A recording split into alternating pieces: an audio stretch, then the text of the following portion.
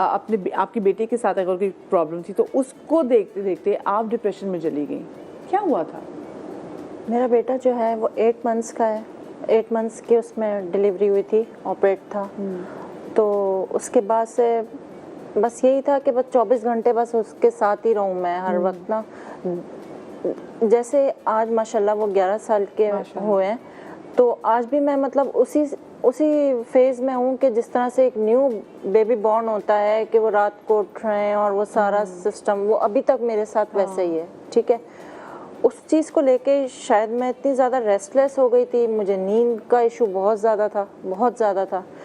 Sleeping pills मैंने इतनी खाई, मैंने कोई नहीं छोड़ी, ठीक है, लेकिन नींद मुझे फिर भी नहीं आती थी। काम मेरे वही सब चल रहे थे जो रूटीन के होते हैं।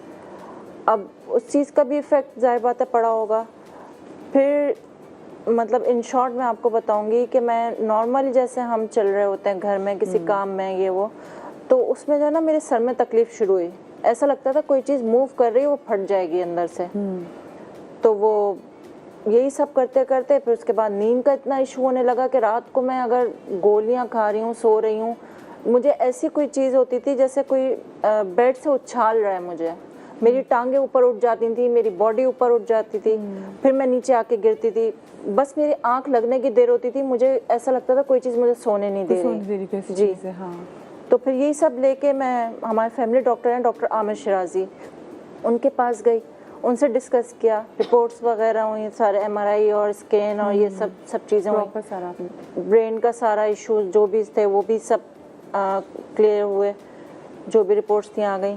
फिर उन्होंने कहा कि सरवत आप जो है ना, एक तो डिप्रेशन में चली गई हैं, दूसरा आपको फिट्स पड़ रहे हैं। डिप्रेशन का तो मैंने हज़म कर लिया जैसे तैसे, क्योंकि मैं जानती थी कि एक तो, और फिर उसके साथ जो है ना फैमिली में भी कॉम्प्लिकेशंस चल रही थी, बच्चे के हवाले से, हस्बैंड के हवाले से, ये वो थोड़ी हम लोगों में मिसअंडरस्टैंडिंग हो गई थी, सेपरेशन हो गई थी। उसके बाद जो है मैं काफ़ी टाइम अकेले स्पेंड कर रही थी, बच्चों ने साथ रहने से मना कर दिया। एक ये भी डिप्रेशन था मुझे कि मैंने इतना टाइम जो है बच्चों का गुजारा है मैंने अपने बेटे के लिए। 8 मंथ्स का था उस वक्त से, मेरी वही पोजीशन चल रही थी, ठीक है। तो आज वो बच्चे भी मुझे छोड़ रहे हैं। आज मेरे साथ जितनी भी यहाँ पर केस स्टडीज़ मौजूद हैं, क्योंकि वक्त बहुत कम है और मैं ज़्यादा केस स्टडीज़ आपके साथ शेयर नहीं कर सकती, लेकिन मुझे इतनी ज़रूर उम्मीद है कि जितने भी यहाँ पे लोग मौजूद हैं, आप में से बहुत सारे लोगों से गुजर रहे होंगे और आपको आइडिया भी नहीं होगा कि आप इस नफ्सियाती दबाव का शिकार रह चुके हैं। हम हैं तमाम तो लोग, मैं अपनी बात भी करूं, हम किसी ना किसी ऐसे फेज़ से गुजर रहे होते हैं जिसको एड्रेस करने की ज़रूरत है। हमें बेसिकली मसला ये कि हम कहते हैं अच्छा ये हो जाएगा बस इसको बंद कर दो, बजाय कि हम उस मसले को एड्रेस करें। हम उस सफ़े को या तो फाड़ देते हैं या तो अगला सफ़ा जो है पलट देते हैं, और जो पीछे वाली चीज़ें ना वो बैकलॉग जैसे बैगेज हमारे साथ रह जाती हैं और फिर वो मैं आगे बॉदर करती हैं। सरवत से हम बात कर रहे थे। अच्छा सरवत, मुझे आप बताएं कि आप मास्टर से इतनी ज़बरदस्त आप महकमे में आप जॉब भी कर रही हैं, आपकी पोजीशन क्या है?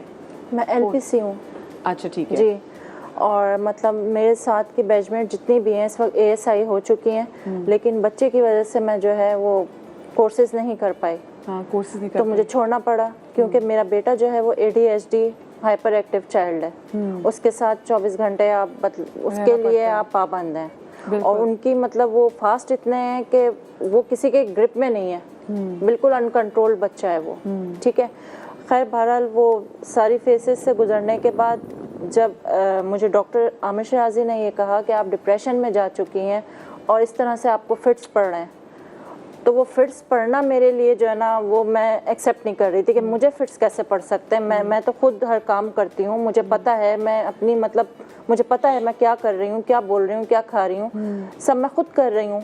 तो ऐसा कैसे हो सकता है कि मुझे ही नहीं पता चल रहा कि मुझे दौरे पड़े हैं। मोस्टली हम लोग लेडीज़ ज़्यादातर यही समझते हैं कि हाथ पाँव मुड़ गए, मिर्गी के दौरे हैं, मुँह से झाग आ रहे हैं, तो वो जो है वो बस वही दौरे हैं। लेकिन फिर मुझे जो है डॉक्टर ने बताया कि ये बहुत से इसकी इक़साम होती हैं, तो ये भी आपके एक जो है जिस वक्त आप लेटती हैं सोने के लिए, तो उस वक्त ये चीज़ जो है ये होती है आपके साथ। तो मैं इस चीज़ को, फिर उन्होंने मुझे डॉक्टर यासीन के क्लिनिक का पता किया, फिर इनके मैं जाके एडमिट हुई थी, और एक ही बात इनके हॉस्पिटल के सब एडमिट हुई थी? जी खुद गई थी अच्छा, मैं। आपको कोई लेके नहीं गया था? तो नहीं। ये बड़ी दलेरी की बात है कि आपने वो, मैं बहुत बोल्ड हूँ, बहुत मतलब हर जगह मतलब ऐसा है कि मैं फेस कर लेती हूँ, लेकिन ये जब से डिप्रेशन और ये इन चीज़ों में मैं आई हूँ, एक तो मुझसे ये बात हजम नहीं हो रही थी कि मुझे फिट्स पड़ते हैं, क्योंकि जो आपने कहा कि आपकी मियाँ के साथ भी जो आपकी सेपरेशन जो हुई, फिर उसके बच्चे भी आपके साथ नहीं जी थे। मैं अकेली रह रही थी उस टाइम पे। उसने आपको कितना मारा उस चीज़ ने?